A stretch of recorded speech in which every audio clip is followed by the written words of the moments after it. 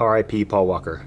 It's been about 6 months since I purchased my 34. We're going to discuss likes, dislikes, and what you should be thinking about before buying one. If you are thinking about buying one, and I promise you there are a lot more likes than dislikes. Let's jump into it. I did already post about this, but I'm going to go ahead and do another small recap of stuff I have done to it as well. In the 6 months that I've owned it, put a carbon fiber Z-Tune style Sibon hood. We of course have the front mount intercooler. I just put in these clear bumper lights. I really like those as well. Definitely going to go ahead and get the side markers here soon.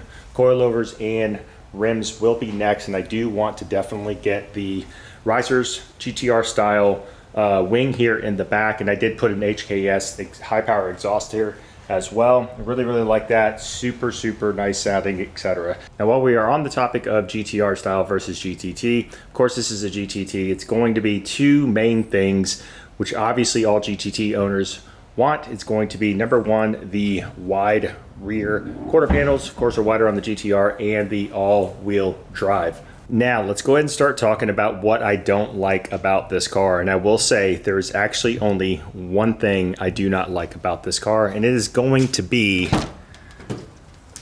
the door hinges, things, whatever you want to call those things. This door, and many know about it, will just automatically kind of just casually close on its own, and it's super annoying. And if that's the only nitpick I have, I will take it. Now on to the things I love about this car. The back is definitely going to be the number one thing, as many love the back of this car. And the coupe style, I just like the overall look of this thing. It's just sleek. It's like a torpedo. I used to own a Mark IV Super as well. That's more like a pilot cockpit style kind of a thing, but this is more like a torpedo. Is the best way I can describe it.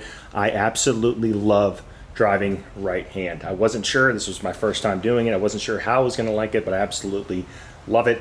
Everything in here is stock. I guess the number one thing I actually like, crazy enough, verified miles. I bought this with only 6,000 roughly, and I haven't even crossed 10,000 yet. This thing is super mint, all stock on the inside. Now I do plan on, like I said, finishing up the exterior, but I do want to get seats in here, and I'll probably do some other stuff as well. Of course, I need these windows tinted. These windows are tinted, but these windows are not. And I'm just telling you, this thing just looks super sick as it is. Once I get these coilovers and rims on it, it's going to be super nice. It shifts super smooth.